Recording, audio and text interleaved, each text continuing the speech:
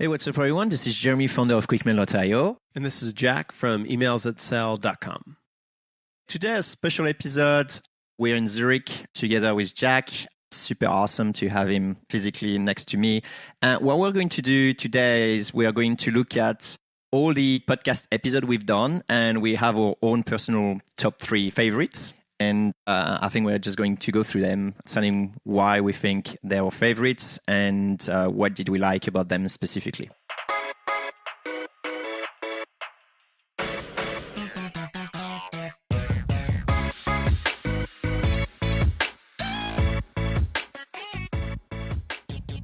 So, Jack, how about you start with your first one? I'll kick it off, and definitely nice to be in person instead of having Skype lags from the connection. But anyways, okay, let's start with the top 3. I'll start with the third one. My third favorite episode we've done so far is how to find hot leads. I got that one too, actually. Good move. Okay, cool. So here's why I like it. You'll fill in the blanks. But in short, if you can't find hot leads, your cold email effort will be very difficult, because in this episode, we talked about the process behind identifying not just right prospects you should go after, but the subgroup within those prospects that would make the most sense to contact because they've shown in one way or another interest or a need for whatever it is you have to offer. Yeah, my take on that is you can't really spam anymore. If you go from really crafting a really serious list of hot leads, that means you had to thought about how can I help those people so they're interested. You don't go just VP of sales anymore, but you think like VP of sales in that specific industry that happened to be hiring at that time and that just took funding. So it forces you to really think about them more than about yourself. And I think that's a great way to be successful with cold email.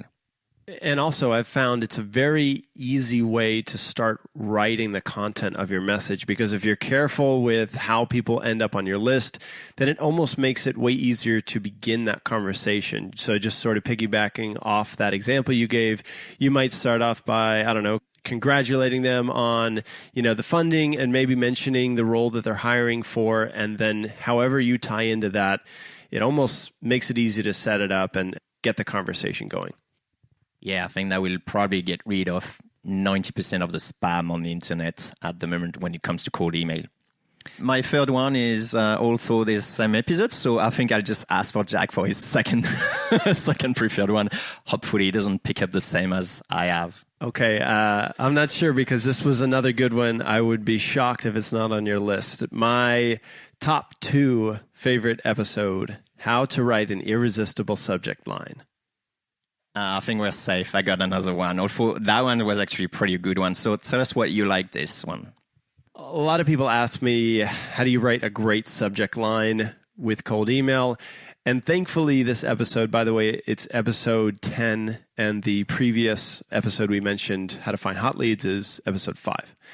So this episode actually debunked a lot of the myth behind the obsession over the subject line. So sure, it matters, but we've talked about how it's more of a contract between you and your reader. You're telling them what's in the content of your message. You have to honor it, and if you don't, you'll get penalized for it in a number of ways. But in short, it's very refreshing to use stats to justify not obsessing over the subject line and instead focusing on your list, focusing on the content of the email itself.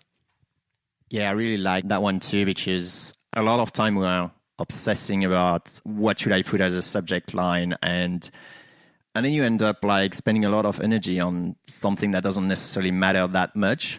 One of my clients actually sent me a screenshot of a competitor where they actually optimized for testing 500 like different subject line, and it's ridiculous because the stats shows that it's not that important. And also the amount of email that we are sending doesn't actually, enable us to really have deep, meaningful tests. And, you can't really test on 5 subject lines on 100 different emails. It just doesn't make sense. Yeah, so it's basically given us cold emailers permission to focus our attention on what really matters. Okay. And the other thing as well is it forces you to sort of like be straight with the person that is opening your email. It's not about like tricking them into opening an email and then after that they kind of resent it. And, what kind of crappy work relationship do you want to have if it starts on the wrong foot and tricking people?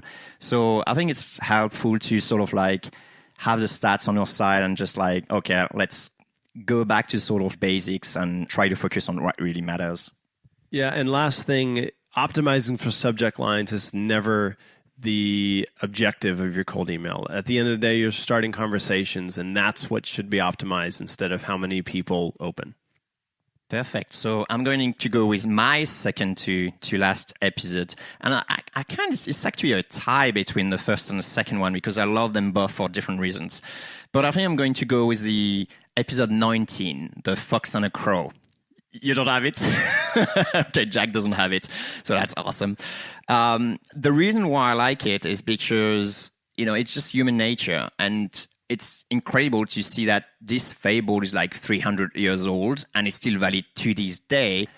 Plus, the other thing is it forces you to think of the other person as well, rather than yourself, and help them making feel good about themselves, which, there's nothing wrong about that, right? If I'm starting to email like 1,000 people, it's been great if I can make them feel good. I think that is an important episode because it can and probably should be applied in every single cold email campaign that you're putting together for a couple of reasons. Like Jeremy mentioned, it starts the conversation off at the right foot, and it's proven to get more results than if you came at the conversation in a neutral or at worst an aggressive or salesy tone. It's kind of the way I think we all would like to be emailed, where you start off at a compliment and let that begin the dialogue. And taking another look at that episode would probably inspire you to use it in your next campaign. All right. So what's your favorite one then? My favorite podcast episode to date is episode 39, How to Use Reciprocity in Cold Email to Drive Sales. Do you have this one on your list, Jeremy? No, I don't, but it's a good one. Tell us why. It's simple and it sort of zooms out a little bit from cold email itself and instead looks at the sales process in this way. It's imagine how nice it would be if you could grow your business, close sales, and put some extra dollars in your bank account while making somebody's day. This is something that gets me excited because reciprocity is basically, in a very genuine sense of the word, you're giving something to someone else, and that in turn helps you out a great deal. So it's kind of like share the love applied to sales a little bit, where both parties are more well off because of the conversation, and usually it does tremendously help close the sale because you're using reciprocity to kick things off and to win their trust and to also show that you're an expert, and assuming what you deliver is in fact valuable. I don't know another way to start a sales conversation that makes me feel as good and adds as much value to the conversation or just helps close a sale at the end of the day. Yeah, and I guess if you've been listening to all our favorite episodes, there's a big common theme here, which is stop thinking about yourself and try to think about the other person, how you can help that person, how you can make them feel good, and then just focusing on what's really important here.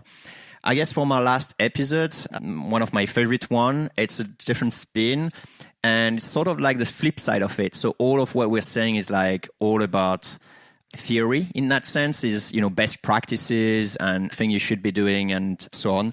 But for my last favorite episode, I will take the interview with Dan Martel, actually. And the reason why, you don't have it, of course, Jack. And the reason why, it's because it's sort of like applying all of that and making sense. One of my favorite thing he was saying is, you guys call it cold email, but we just call it like making business. And it's important to keep in mind that all we're saying with cold email is just a way to achieve something, right? And reaching out to someone that you don't necessarily know in order to, develop a relationship, be it business relationship or just friendship relationship or whatever. And I think there's quite a few takeaways from that episode. But one of my favorite two things that he talked about was the tone that he uses in his cold email to make it sound way more personal than the junk that's in most of our inboxes. And finally, the framework that he outlined for crafting a very good cold email is worth a second look. Again, that's episode 28. A lot of good takeaways. And Dan has done a fantastic job growing some very cool companies with the help of cold email. And yeah, I agree. That one was a blast and definitely worth diving back into. Okay, so that was sort of like top 3 picks from the 40 plus episode we've been doing. And I guess we could spend a little bit of time in what would we like to cover going in the 60 plus episodes to the 100 mark. What are the things that we think we should cover because it matters?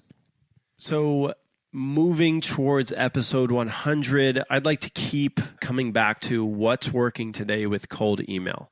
So we've seen that, for example, subject lines are not really where you should be spending your time, but as all things do, cold email evolves, spam filters get smarter, and people get used to the same old kind of templates out there. So revisiting effective cold email campaigns will be a topic that I'm always going to be interested moving forward. On my side, because of QuickMail, I think what I'd like with a new feature we're introducing to allow people to sort of categorize their replies, I think we're going to get a lot more interesting information as to what not just the reply rate, but actually, the positive type of replies that you're getting. So I'm expecting more insight into what type of templates are actually currently working in 2018, coming in Q2 or Q3 this year. And with that reply feature getting a little bit more sophisticated, I think spending more time on the follow-up game itself, getting from that first reply to the sale or to the demo call will be interesting to see kind of what's the best approach or what are some strategies that we can try out there on our own sequences. Yeah, and I guess just bouncing on to this one, I think some of the strategies about automating your entire inbox. So we're not just calling about cold email anymore, but also how do you automate your sort of relationship? Just being rewarming like a previous past connection. I think that's some of the topic that I'd like to explore and how to actually save time and processes on that. So you don't need an entire team, but just a few people can actually just do it on their own. And finally, moving forward, I'm looking for AI to help us with inbox management and with the sales process itself. I think we're very close to having basically robots read our emails, interpret them, and categorize them where they should be. We can already use like an IBM Watson tone analyzer to find out if it's an angry reply or if it's a happy or a curious reply. And I'm just thinking it's just a matter of time, if the technology isn't already out there, before we can start getting just more intelligent, more automated with our entire sales process start to finish. Even list building, I think there are some exciting new ways that we can start to use, like, machine learning to figure out who's the best person to contact. And every single week as new stats come in, we're applying this new information to go find better and better prospects. Yeah, I think it'd be hilarious if actually we have an AI bot that can get a meeting with Elon Musk, given his take on AI. All right, so that's a quick recap of favorite episodes recorded thus far, a brief look into where the podcast is going. So stick around as we continue to march towards episode 100, covering everything from AI sales to reply management and every cold email topic in between. And I got a little quiz for you guys. Just send us an email at podcast@quickmail.io and just tell us where we should meet Jack and I on the earth somewhere to record a live episode with you all guys. Nice. Let us know. Hopefully pick a warm, sunny place. Hey, cold emailer. Yeah, you. If you got some value from this episode, give us a high five by sharing a 2-sentence review on iTunes. Or Stitcher or TuneIn. That works too. It's a quick way to help other growth-minded folks like us find this podcast. so they can send awesome emails and make everyone's inbox a better place. Thanks.